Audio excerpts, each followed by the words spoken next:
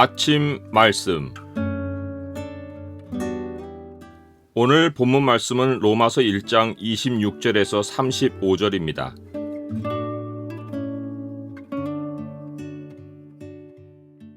오늘 본문을 죄의 창으로 보면 죄인이 자기 죄를 어떻게 정당화하는지가 보입니다. 죄의 창을 보여주는 구절은 1장 32절입니다.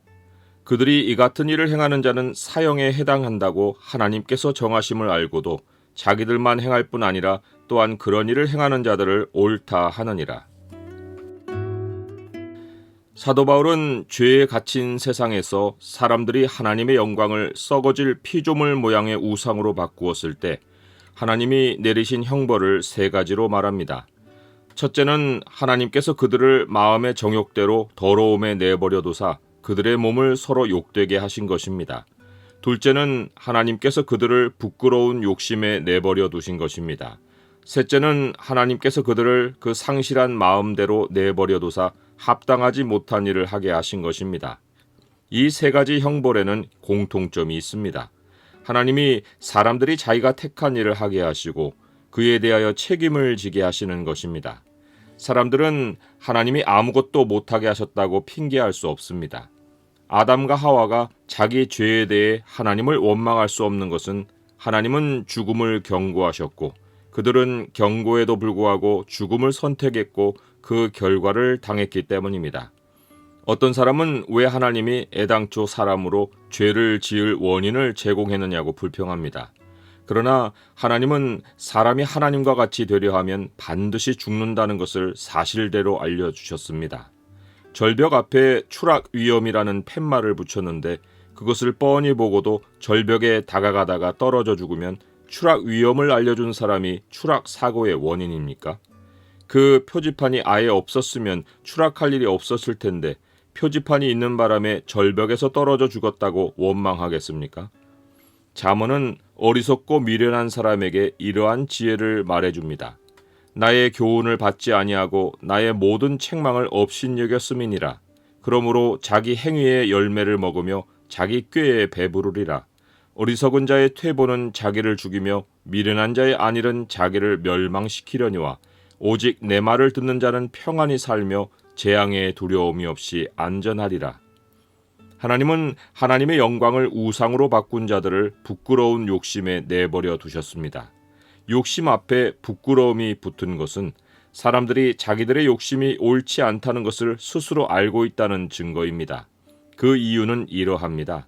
아담과 그의 아내 하와는 죄를 모를 때는 두 사람이 벌거벗었으나 부끄러워하지 않았습니다. 그런데 하나님이 하지 말라고 하신 것을 선택하여 행한 후로는 그들의 눈이 밝아져 자기들이 벗은 줄을 알고 무화과나무 잎을 엮어 치마로 삼았습니다. 이것은 서로 간의 부끄러움을 느낀 것이 아닙니다. 부부는 벗었다고 부끄러워하지 않습니다. 아담과 하와는 하나님 앞에서 자기들이 벗은 것이 두려워진 것입니다. 사람이 벌거벗은 현실을 처음 알게 된 것은 그전까지 없었던 몸의 욕망에 눈이 떠진 것입니다.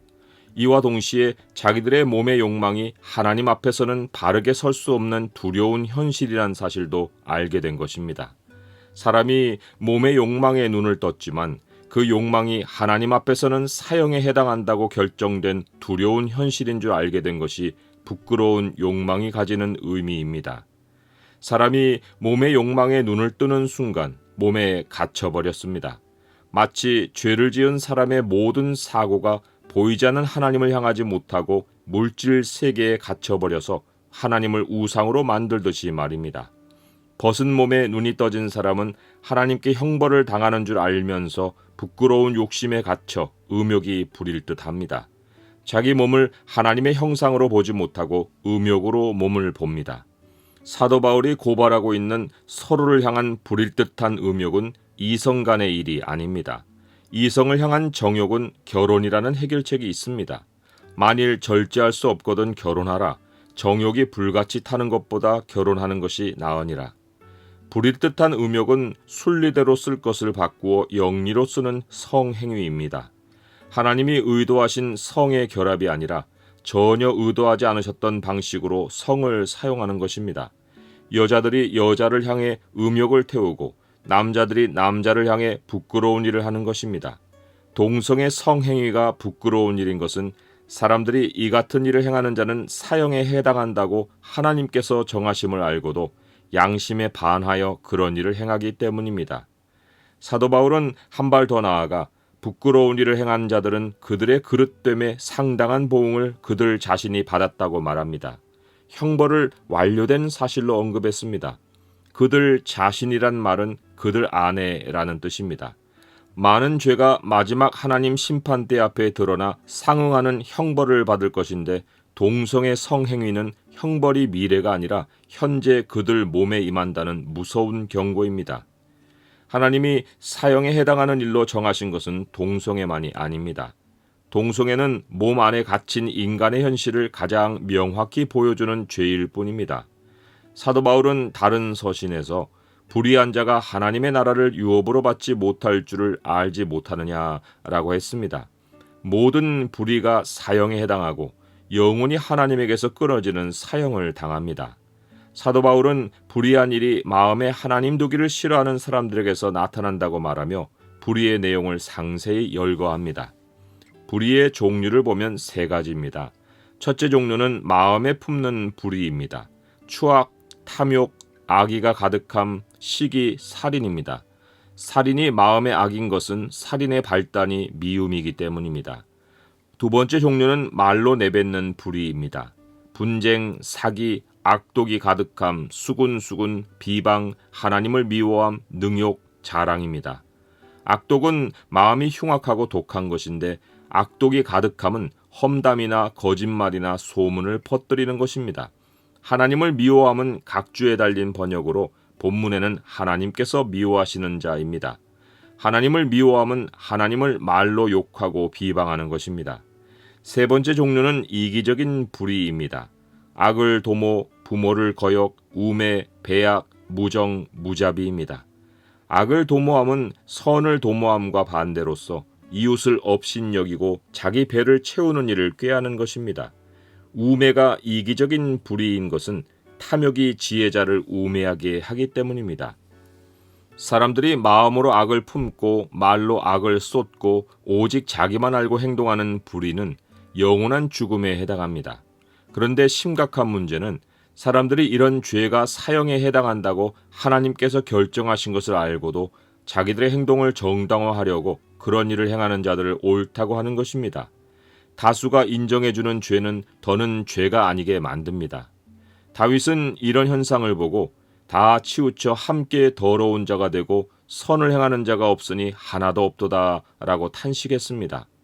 이러한 자들에게 눈엣 가시와 같은 존재가 진리를 따르는 하나님 백성입니다. 그래서 다윗은 이어서 그들이 떡 먹듯이 내 백성을 먹으면서 여호와를 부르지 아니하는도다 라고 말합니다. 하나님이 살아계시지 않는다면 사람들의 죄가 벌써 세상을 뒤덮고 그들이 옳다 하는 바가 세상의 행동 기준이 되었을 것입니다.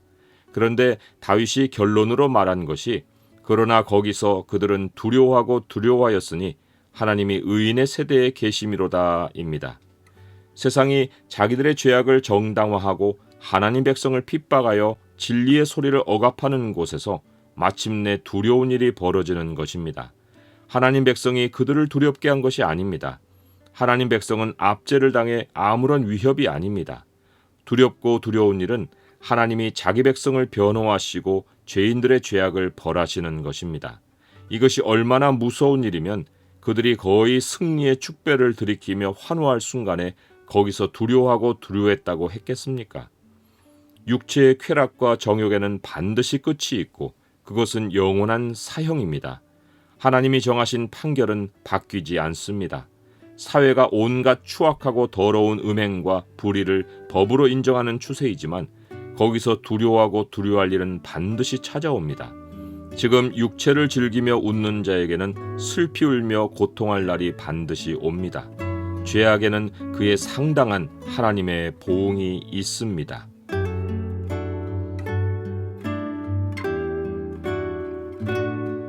주님, 세상은 진리를 따르는 우리를 위협합니다. 교회가 사회 기준을 따르도록 하고 법으로 진리를 누릅니다. 그러나 그들이 거기서 두려워하고 두려워할 일이 있을 것입니다. 끝까지 진리대로 살고 불의를 따르지 않게 도와주옵소서. 예수 그리스도의 이름으로 기도드립니다. 아멘.